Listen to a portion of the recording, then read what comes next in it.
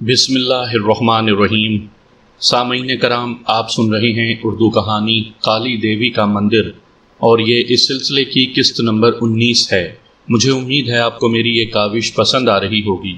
آپ نے اگر ابھی تک میرا چینل مائی وائس سبسکرائب نہیں کیا تو ابھی میرے چینل کو سبسکرائب کر کے بیل نوٹیفیکیشن آن کر لیجئے تاکہ آنے والی ہر نئی کہانی کی اطلاع بر وقت آپ تک پہنچ سکے۔ سفید فام، کوئی فیصلہ کرنے میں جلدی نہ کرو، اس نے اپنے جذبات کو قابو میں کرتے ہوئے کہا۔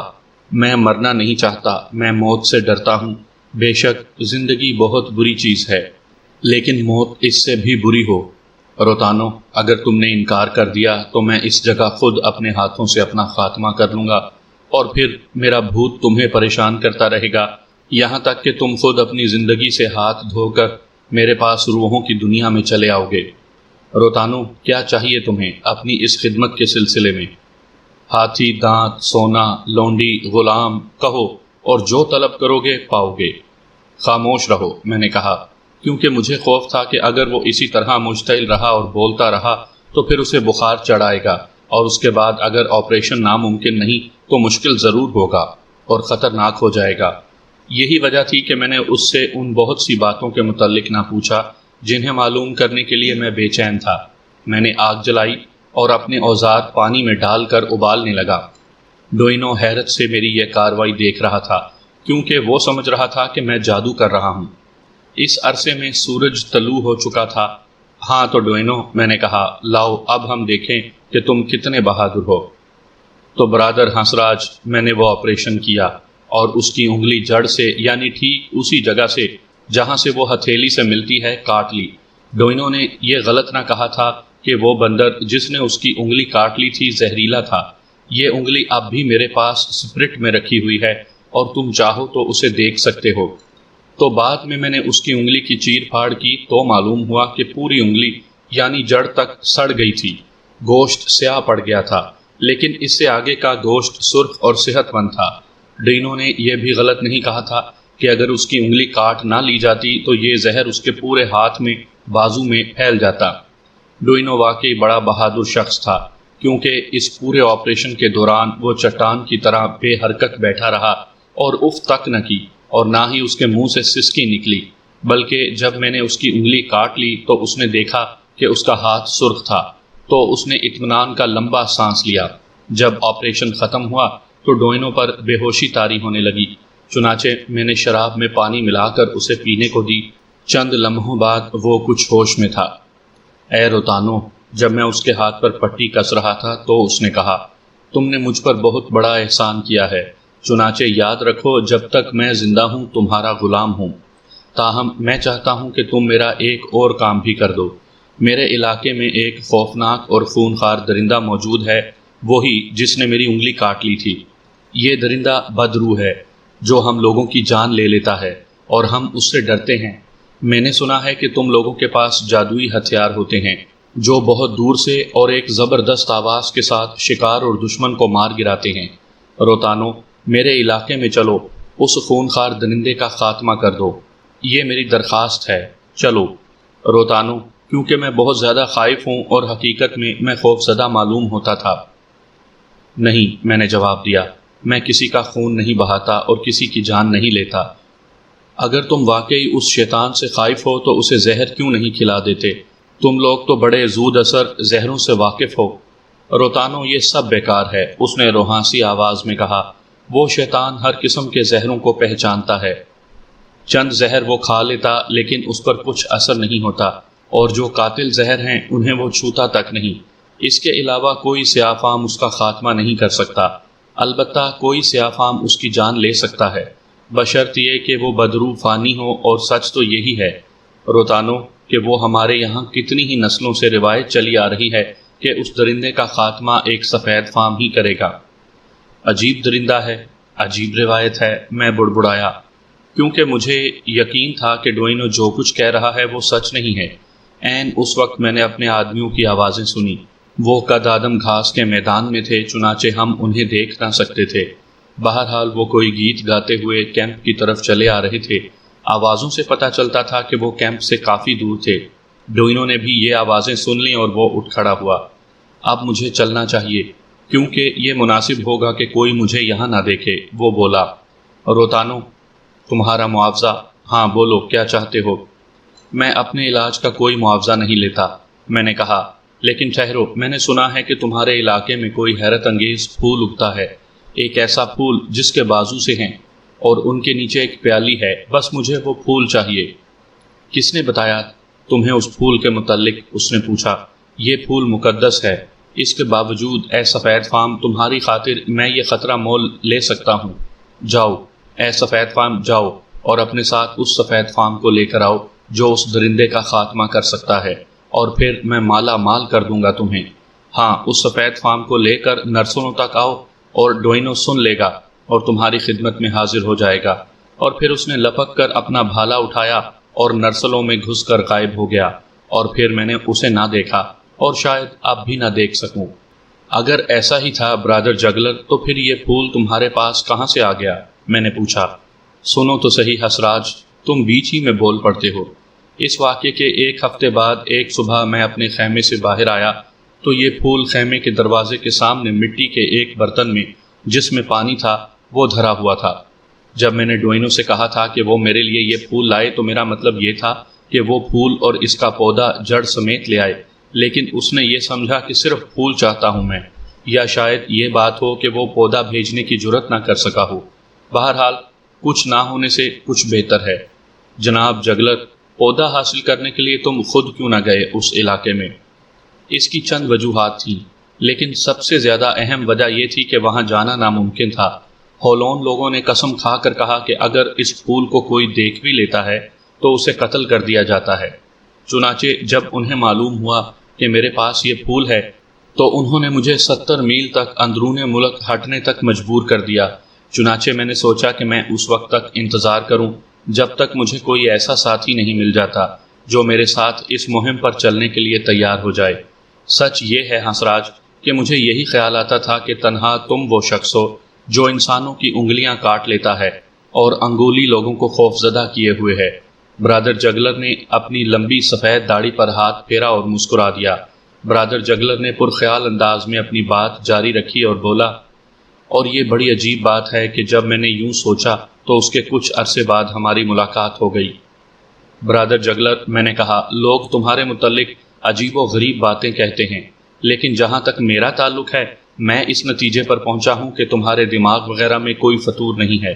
برادر جگلر پھر اپنی داڑھی پر ہاتھ پھیر کر مسکرایا۔ کرٹن پہنچ کر میں نے اپنے گھر میں برادر جگلر کے قیام کا بندوبست کیا، اور پھر رات کا کھانا کھانے کے بعد میں نے کہا، جگلر، میں تمہاری داستان پر جو تم نے پھول کے متعلق سنائی تھی اس پر غور کرتا رہا ہوں اور چند نتائج اخذ کرنے میں کامیاب ہو گیا ہوں۔ اور وہ کیا نتائج ہیں ہنسراج؟ پہلی بات تو یہ کہ تم اعلیٰ درجے کے گدھے ہو، اور یہ نتیجہ تم نے میری کون سی بات سے اخذ کیا ہے؟ اس بات سے کہ ڈوئنو تمہارے پاس خود آیا تھا، اس کے باوجود تم نے اس سے اتنی زیادہ باتیں معلوم نہ کی۔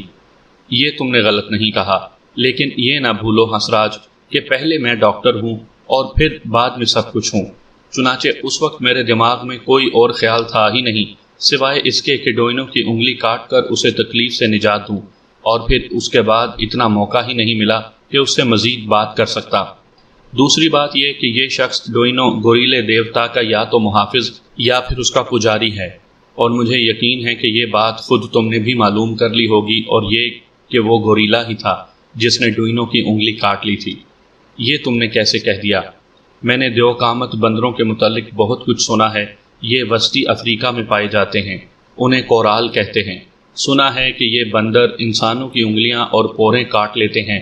میں نے یہ بھی سنا ہے کہ یہ بندر گوریلے کے مشابہ ہوتے ہیں۔ تم نے کہا تھا، مجھے بھی یاد آیا، ایک دفعہ بہت دور سے میں نے ایک کورال دیکھا تھا۔ ایک دیو قامت بھورے رنگ کا بندر تھا جو اپنی پچھلی ٹانگوں پر کھڑا تھا اور اپنے دونوں ہاتھوں کو گھونسے بنا کر اپنا سینہ کوٹ رہا تھا۔ خوف کی وجہ سے میں اسے زیادہ تر دیکھ نہ سکا۔ تیسری بات یہ کہ اگر یہ پھول انگلستان لے جایا جائے تو اس کی خاص قیمت وصول کی جا سکتی ہے۔ میرا خیال ہے، یہ تو میں تمہیں پہلے بتا چکا ہوں کہ اس کی قیمت لاکھوں پونڈ ہو سکتی ہے۔ چوتھی بات یہ ہے کہ میں اس پھول کو تلاش کرتے اور اسے پودے سمیت اپنے ساتھ لا کر لاکھوں پونڈ میں بیچ کر تمہارے اس منافع بخش سودے میں حصے دار بن سکتا ہوں۔ جگلر کی بانچھیں کھل گئیں۔ آہا، وہ بولا، اب تم نے مطلب کی بات کہی ہے۔ میں حیران تھا کہ تم نے اب تک اس کے متعلق کیوں نہ کچھ کہا۔ بہرحال دیر آئد درست آئد۔ راؤ جے کشن کو میں نے ابھی تک جگلر کی سنائی ہوئی داستان کے بارے میں کچھ نہیں بتایا تھا، لیکن وہ خود جگلر کا ممنون کرم تھا اور مجھے یقین تھا کہ وہ ایک لمحے کے اندر ایسے کسی بھی عمل کے لیے تیار ہو جائے گا جس کے ماضی میں اور جگلر ہوں گے۔ افریقہ کے ان علاقوں میں جہاں اس مہینے سے موسم باراں شروع ہو جاتا ہے جو اپریل کے آغاز تک ہوتا ہے، چنانچہ ہم اپریل تک تو نہیں جا سکتے۔ اور جگلر نے سر ہلاتے ہوئے تائید کی۔ تو پھر ٹھیک ہے، اس عرصے میں تم میرے پاس ہی قیام کرو، میں نے مطمئن ہو کر کہا۔ شکریہ راج، لیکن میرا بھی یہ خیال ہے کہ اتنے مہینوں تک میں ہاتھ پاؤں توڑ کر نہیں بیٹھ سکتا۔ میں بھی کسی طرف نکل جاؤں گا اور پھر آ جاؤں گا۔ جگلر خاموش ہو گیا اور دفعتاً عجیب طرح کے خوابناک جذبات اس کے بشرے عیاں ہوئے۔ ہنسراج، میرے لیے تو یہ مقدر ہو چکا ہے کہ اس براعظم کی انجانی راہوں اور اندھیرے خطرناک جنگلوں میں اس وقت تک بھٹکتا رہوں جب تک کہ مجھے معلوم نہیں ہو جاتا۔ کیا معلوم نہیں ہو جاتا؟ میں نے بڑے اشتیاق سے پوچھا۔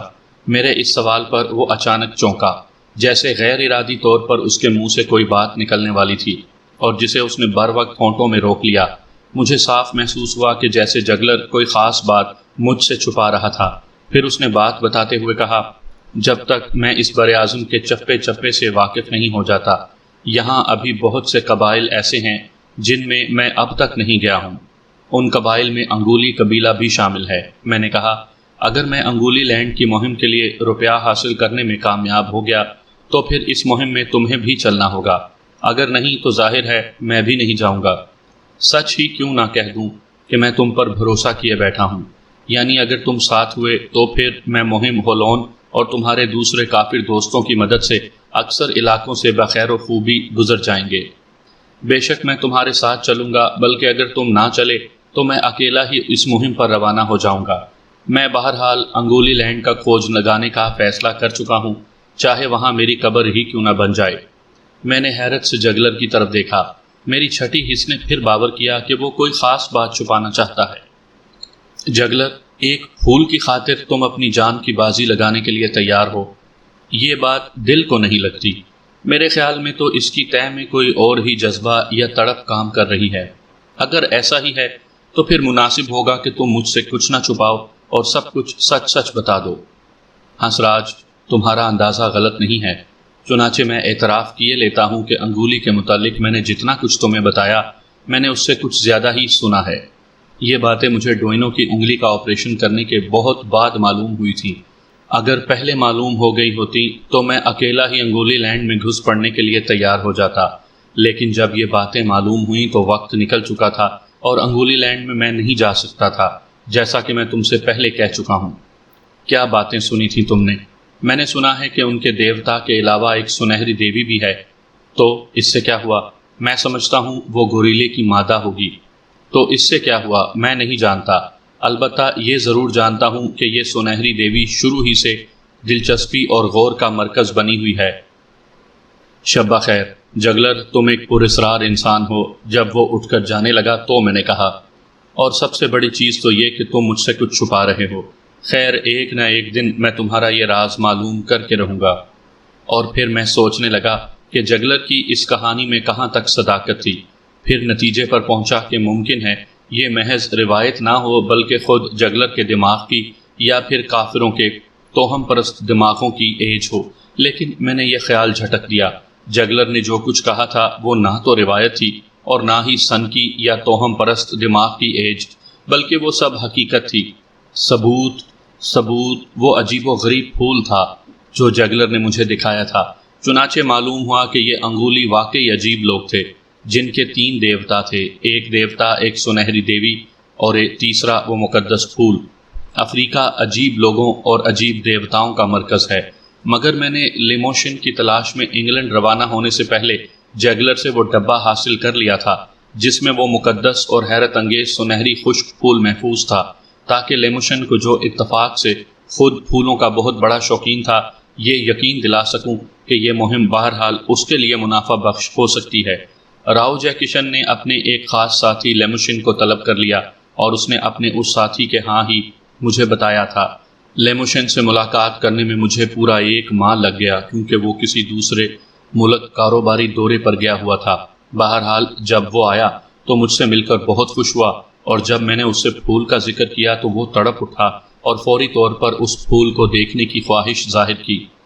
چنانچہ میں نے ڈبہ اسی میز پر رکھ دیا جو اس کمرے میں روشن دان کے ٹھیک نیچے رکھی ہوئی تھی۔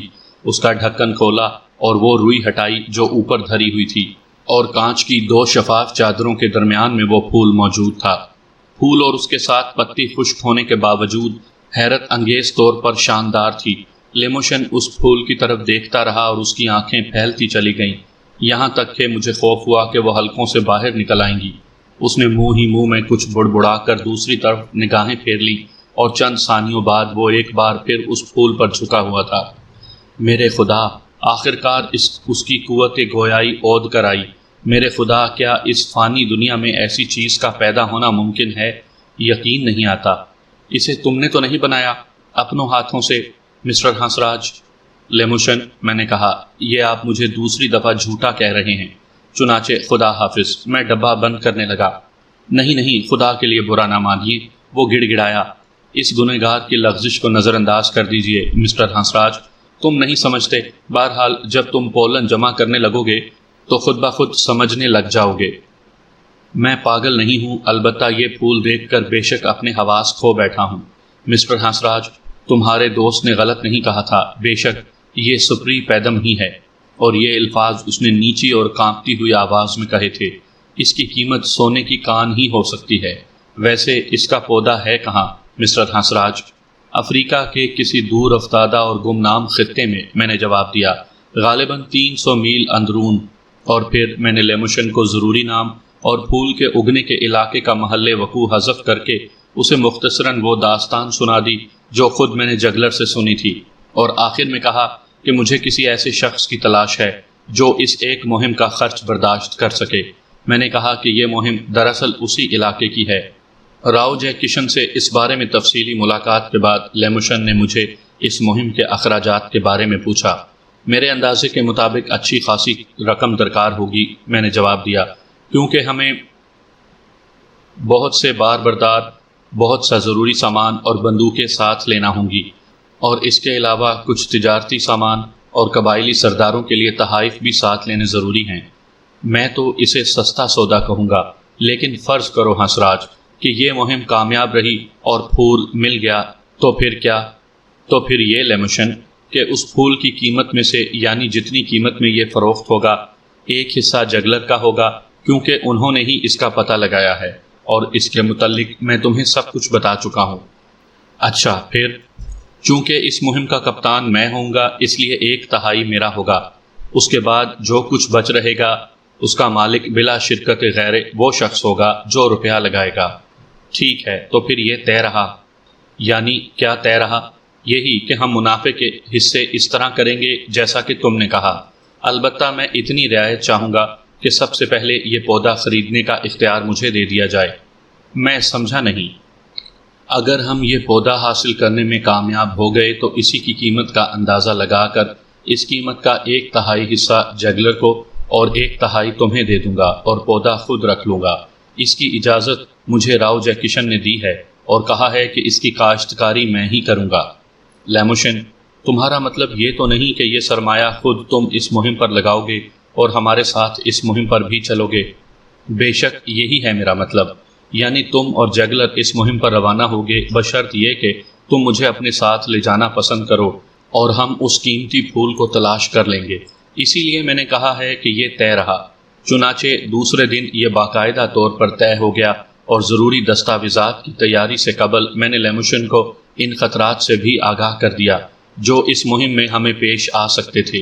میں نے بغیر کسی لاگ لپیٹ کے کہہ دیا کہ اس مہم پر اسے کفن باندھ کر چلنا ہوگا، کیونکہ وہاں افریقہ کے اندھیرے جنگلات میں موت مختلف صورتوں میں آ سکتی ہے، یعنی بھوک، پیاس، بخار اور درندوں کی صورت میں، یا پھر وحشی سیاہ فام بھی اپنے بھالوں سے ہمارا خاتمہ کر سکتے ہیں، یا پھر سخت اذیت دے کر مار ڈالیں گے۔ اس کے برخلاف میں نے کہا کہ کامیابی کے امکانات بہت کم ہیں، اور ممکن ہے کہ ہمیں یہ پودا سرے سے کسی جگہ ملے ہی نہیں۔ تو بھی تو یہ خطرہ مول لے رہے ہو حسراج، اس نے کہا۔ میری بات دوسری ہے لیموشن، میں نے جواب دیا، کیونکہ اس قسم کے خطرات میری زندگی کا ایک اہم حصہ ہیں۔ چنانچہ میں پہلے بھی ایسے بہت سے خطرات سے دوچار ہو چکا ہوں۔ اس کے علاوہ مجھے چند ایسے تجربات ہوئے ہیں اور ان چیزوں سے محروم ہو گیا ہوں کہ اب میری زندگی میں زندگی کی کوئی اہمیت نہیں رہ گئی۔ نہ تو تمہیں ایسے تجربات ہوئے ہیں اور نہ ہی محرومیت سے سابقہ پڑا ہے۔ زندگی کی اب مجھے کوئی پرواہ نہیں، چاہے آج مر جاؤں، چاہے چند برس اور زندہ رہوں، میرے لیے سب برابر ہیں۔ اور آخر میں یہ کہ مہم جوئی میری فطرت بن چکی ہے اور اس کی سنسنی خیزی میرے لیے ضروریات زندگی کی صورت اختیار کر چکی ہیں۔ شہروں کی گہما گہمی سے میری طبیعت گھبرا گئی ہے۔ اس کے علاوہ میں قضاء و قدر پر یقین رکھتا ہوں اور میرا ایمان ہے کہ جب میرا وقت آئے گا میں مر جاؤں گا۔ موت کی جو گھڑی میرے لیے مقرر ہو چکی ہے اسے نہ تو کوئی آگے بڑھا سکتا ہے اور نہ پیچھے ہٹا سکتا ہے۔ لیکن تمہارا معاملہ مختلف ہے۔ تمہارے سامنے زندگی کی بہت سی راہیں کھلی پڑی ہیں۔ لیموشن، ذرا غور کرو، یہاں کا عیش و آرام چھوڑ کر، اپنے درخشاں مستقبل کو ٹھکرا کر ایک نایاب پھول کی تلاش میں افریقہ کے جنگلوں کی خاک چھاننا کہاں تک مناسب ہے؟ میں نے جو کچھ کہا ہے اس سے مجھے فائدہ نہیں بلکہ نقصان ہی پہنچنے والا ہے، کیونکہ شاید ہی مجھے کوئی دوسرا شخص ایسا مل سکے جو اس مہم پر سرمایہ لگانے کو تیار ہو جائے۔ لیکن اس کے باوجود میری درخواست ہے کہ میں چاہتا ہوں کہ تم ان باتوں پر غور کرو جو میں نے کہی ہیں۔ لیموشن چند ثانیوں تک میری صورت تکتا رہا اور پھر دفتن اس نے ایک کہکہا لگایا، اپنا وہی مخصوص اور دلکش کہکہا۔ شکریہ، میں نے جواب دیا۔ رہی دوسری باتیں، لیموشن نے سلسلہ کلام جاری رکھا، میں خود بھی اکتا گیا ہوں اور دنیا سے منہ موڑنا چاہتا ہوں۔ چنانچہ تنہا اس پھول کی تلاش کا خیال ہی گھر سے نہیں نکال رہا۔ البتہ یہ ضرور ہے کہ میں بھی اسے حاصل کرنا چاہتا ہوں۔ بہرحال اس پھول کی تلاش تو ایک بہانہ ہے، مجھے تو سنسنی خیزی اور رومان کی تلاش ہے۔ تمہاری طرح میں بھی قضاء و قدر کا قائل ہوں۔ خدا نے اپنی خوشی سے ہمیں بھیجا اور اپنی مرضی سے ہمیں واپس بلائے گا۔ چنانچہ خطرات اور زندگی موت کا معاملہ میں خدا پر چھوڑتا ہوں۔ ہاں لیموشن، ممکن ہے کہ تمہیں سنسنی خیزی اور رومان مل جائے، کیونکہ ان چیزوں کی افریقہ میں کوئی کمی نہیں، لیکن یہ بھی ممکن ہے کہ وہاں تمہیں اجل مل جائے اور پھر کسی سیاح کو افریقہ کے جنگل میں ایک قبر نظر آئے۔ بہرحال تم نے فیصلہ کر لیا اور میں تمہاری جرأت کو داد دیتا ہوں۔ اس کے باوجود میں اس معاملے میں مطمئن نہ تھا۔ چنانچہ جہاز میں سوار ہونے سے کوئی 1 گھنٹہ پہلے کافی غور و خوض کرنے کے بعد میں نے لیموشن کے والد کو ایک خط لکھا اور انہیں لیموشن کے فیصلے سے آگاہ کرنے کے بعد اس مہم کے خطرات تفصیل سے بیان کر دیے۔ راؤ جیکیشن اپنی بیماری کے بعد ہم سے دستبردار ہو کر ہندوستان واپس چلا گیا تھا، لیکن اس شریف آدمی نے لیموشن کو اپنا نیم البدل کے طور پر میرے حوالے کر دیا تھا۔ وہ بھی میری بات کو سن کر اپنی زندگی، اپنی شخصیت کو بدل دینے پر تلا ہوا تھا۔ میرے اس خط کا جواب تو نہ آیا، چنانچہ ہم سفر کی تیاریاں کرتے رہے۔ ضروری انتظامات کرنے میں ذرا بھی دقت پیش نہ آئی، کیونکہ روپے پیسے کی کوئی کمی نہ تھی۔ چنانچہ وہ سامان خرید لیا گیا جو اس مہم کے لیے ضروری تھا، اور مجھے کہنا پڑتا ہے کہ میں پہلے کبھی کسی مہم پر اس طرح خود تیاریاں کر کے روانہ نہیں ہوا تھا۔ آخرکار ہماری روانگی کا وقت آ گیا۔ ہم لوگ شنگھانی کے اسٹیشن پر تھے۔ ریل کے روانہ ہونے میں 2-3 منٹ باقی تھے اور ہم اپنے ڈبے میں سوار ہو رہے تھے کہ مجھے پلیٹ فارم کی بھیڑ میں ایک شخص نظر آیا جو ادھر ادھر بھاگ کر جیسے کسی کو تلاش کر رہا تھا۔ میں نے غور سے اس کی طرف دیکھا تو وہ شخص مجھے بہت پریشان دکھائی دیا۔ جب وہ میرے قریب سے گزر رہا تھا تو میں نے اس سے کہا، کس کی تلاش ہے تمہیں؟ مسٹر لیموشن کی۔ اگر اس کی تلاش ہے تو وہ اندر ہے۔ وہ شخص ایک دم ڈبے میں داخل ہو گیا اور لیموشن کے ہاتھ میں ایک خط پکڑا دیا۔ وہ چند ثانیوں تک خط پڑھتا رہا۔ وہ شخص ڈبے سے باہر آ کر منتظر کھڑا رہا۔ خط پڑھنے کے بعد لیموشن نے اس کا نچلا حصہ جس پر کچھ لکھا ہوا نہ تھا پھاڑ کر بڑی عجلت میں چند سطریں لکھیں اور پھر کاغذ کا وہ ٹکڑا میری طرف بڑھا دیا کہ میں اس شخص کو دے دوں۔ مجھے اس کی تحریر پڑھنی تو نہیں چاہیے تھی، لیکن پڑھے بغیر میں رہ نہ سکا۔ لکھا تھا، اب وقت گزر چکا ہے ابا، خدا آپ کو خوش اور شاد رکھے۔ خدا نے چاہا تو ہم پھر ملیں گے، لیکن اگر ایسا نہ ہوا تو اپنے اس ضدی اور بے وقوف بیٹے کو معاف کر دینا، جس نے ہمیشہ آپ کو پریشان کیا ہے، اور کبھی کبھی اپنے دل میں یاد کر لینا، لیموشن۔ 1 منٹ بعد یہ ریل چل پڑی۔ ارے ہاں ہنسراج، لیموشن نے کہا، وہ شخص ایک خط میرے نام لایا ہے اور تمہارے نام ایک خط ہے، یہ لو۔ میں نے لفافہ چاک کر کے طے کیا ہوا خط نکالا اور پڑھنے لگا۔ بڑے اور قدرے ترچھے حروف میں لکھا تھا، مکرمی، آپ نے جو خط مجھے لکھا وہ مجھے مل گیا تھا، یقیناً میرا ایڈریس آپ کو لیموشن سے ہی ملا ہوگا۔ خط لکھنے کا بہت شکریہ، آپ کی جگہ کوئی خود غرض شخص ہوتا تو کبھی کوئی خط نہ لکھتا، چنانچہ ثابت ہوا ہے کہ آپ شریف اور مخلص انسان ہیں۔ آپ نے تحریر فرمایا ہے کہ میرا بیٹا جس مہم پر روانہ ہو رہا ہے وہ بے حد خطرناک ہے۔ محترم، میرے اور میرے بیٹے کے درمیان جو اختلافات ہیں ان کا آپ کو علم نہیں۔ میں اپنے مکان پر گیا ہوا تھا، چنانچہ آپ کا خط مجھے آج ملا ہے جو آپ نے دفتر کے پتے پر لکھا تھا۔ مجھے فوراً شہر آ جانا چاہیے تھا، لیکن گھنٹیا کے زبردست حملے نے مجھے بستر پر ڈال دیا اور میں پھر اٹھ نہیں سکا۔ چنانچہ اب اس کے سوا کچھ نہیں کر سکتا کہ لیموشن کو ایک خط لکھوں۔ ممکن ہے وہ اس مہم پر روانہ ہونے کا ارادہ ترک کر دے اور واپس آ جائے، اور یہ خط میں اپنے ایک معتبر کلرک کے ہاتھ لیموشن کو بھیج رہا ہوں۔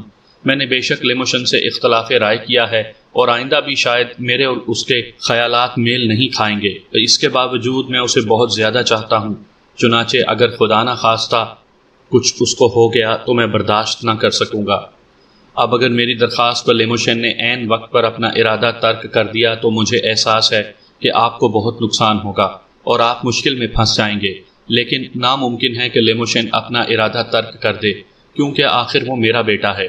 چنانچہ ضد اور ہٹ دھرمی اسے ورثے میں ملی ہے، اسے اس کے خدا کے بعد آپ کے حوالے کرتا ہوں اور درخواست کرتا ہوں کہ اس کا خیال رکھیے گا۔ مجھے خوشی ہے کہ آپ جیسا بھائی اس کے ساتھ ہے۔ اسے کہیے گا کہ مجھے جب بھی موقع ملے خط لکھے، اور آپ بھی وقتاً فوقتاً خط لکھتے رہیں۔ مجھے پھول پسند نہیں بلکہ پھولوں سے نفرت ہو گئی ہے۔ اس کے باوجود میں لیموشن کے ان پھولوں کی دیکھ بھال کرتا ہوں جنہیں وہ گجنام کے مکان پر چھوڑ آیا تھا۔ مخلص جوزف لیموشن۔ جوزف کے اس خط نے مجھے بہت متاثر کیا اور اسے پڑھ کر میں بے چین ہو گیا۔ کچھ کہے بغیر میں نے یہ خط لیموشن کی طرف بڑھا دیا۔ ابا کا غصہ بے شک تیز ہے لیکن ان کا دل برا نہیں ہے لیموشن، میں نے پوچھا۔ بس چلے چلو، چنانچہ اب واپس نہیں جاؤں گا میں۔ اب میں لوٹ گیا تو بزدل مشہور ہو جاؤں گا، اور میری یہ حرکت خود ابا کو بھی پسند نہیں آئے گی، چاہے وہ اسے مجھ سے نہ کہیں۔ چنانچہ ہنسراج مجھے سمجھانے کی کوشش نہ کرو کیونکہ یہ بے فائدہ ہے۔ اس کے بعد لیموشن خاموش ہو گیا۔ اس کے بشرے سے اداسی عیاں تھی۔ وہ بھاگتی ہوئی ریل کی کھڑکی سے باہر دیکھنے لگا۔ رفتہ رفتہ اس کی اداسی دور ہونے لگی، اور ہم جب چوگالی پہنچے تو وہ اپنے جذبات پر قابو پا چکا تھا۔ اب وہ پہلے کی ہی طرح حشاش بشاش تھا، لیکن میں خود بھی اداس تھا اور جوزف کے بارے میں سوچ رہا تھا۔ جہاز کی روانگی سے پہلے میں نے جوزف کو ایک اور خط لکھا اور انہیں صورتحال سے آگاہ کرنے کے بعد انہیں تسلی دی کہ وہ لیموشن کی فکر نہ کریں، اور مجھے یقین تھا کہ لیموشن نے بھی اپنے والد کو خط لکھا ہوگا، حالانکہ یہ خط اس نے مجھے نہیں بتایا تھا۔ کرٹن میں پہنچنے اور وہاں سے آگے روانہ ہونے کے کچھ ہی دیر بعد مجھے اپنے خط کا جواب مل گیا۔ جوزف صاحب نے لکھا تھا کہ وہ صورتحال سے واقف ہیں، چنانچہ اگر کچھ بھی ہوا تو اس پر الزام وہ مجھے نہیں دیں گے اور مجھے ہمیشہ اپنا ہمدرد سمجھتے رہیں گے۔ انہوں نے لکھا تھا کہ اگر روپے پیسے کی ضرورت ہو تو میں جتنی رقم چاہوں اسٹیٹ بینک کی کسی شاخ سے ان کے حساب میں سے لے سکتا ہوں۔ اس کی ہدایت انہوں نے بینک کو کر دی ہے۔ آخر میں انہوں نے لکھا تھا کہ کم سے کم ایک معاملے میں تو ان کے بیٹے نے بڑی ہمت اور استقلال کا ثبوت دیا ہے، چنانچہ وہ اب اپنے بیٹے کا احترام کرتے ہیں اور اس پر انہیں فخر ہے۔ ماہ مارچ کے اوائل میں ہم لوگ بخیر و خوبی کرٹن پہنچ گئے اور ایک مکان میں مقیم ہو گئے۔ میرا خیال تھا کہ جگلر وہاں میرا انتظار کر رہا ہوگا، لیکن اس آوارہ گرد کا کہیں پتہ نہیں تھا۔ بوڑھا فرینڈس جو کبھی بہت ماہر بندوق بردار تھا اب ہمارے گھر کی دیکھ بھال کیا کرتا تھا اور ہمارے استقبال کو موجود تھا، اور اس سے مجھے معلوم ہوا کہ میرے انگلستان روانہ ہونے کے فوراً بعد روتانو یعنی جگلر بھی اپنا باکس اور تتلیاں پکڑنے کا جال لے کر جنگلوں کی طرف چلا گیا تھا۔ وہ یہ بتا کر نہیں گیا تھا کہ کس طرف اور کہاں جا رہا ہے، اور نہ ہی میرے نام کوئی خط چھوڑ گیا تھا۔ خشک پودوں، پھولوں اور تتلیوں کے باکس بھی غائب تھے، لیکن یہ چیزیں فرنینڈس نے بتایا روتانو نے ایک جہاز کے ذریعے جو کرٹن میں چند گھنٹوں کے لیے لنگر انداز ہوا تھا امریکہ بھجوا دی تھی۔ رہا جگلر اور یہ کہ اس کا کیا ہوا، وہ کہاں گیا، تو اس کے متعلق میں معلوم نہ کر سکا، سوائے اس کے کہ اسے کشمورہ میں دیکھا گیا تھا۔ بعد میں چند سیاہ فاموں سے جو اس طرف آ نکلے تھے اور میرے شناسہ تھے، معلوم ہوا کہ جگلر کو آخری دفعہ سرحد پر دیکھا گیا تھا۔ غالباً یہ کہنے کی ضرورت نہیں کہ جگلر کے اس طرح غائب ہو جانے سے ہم پریشان اور بدحواس ہو گئے۔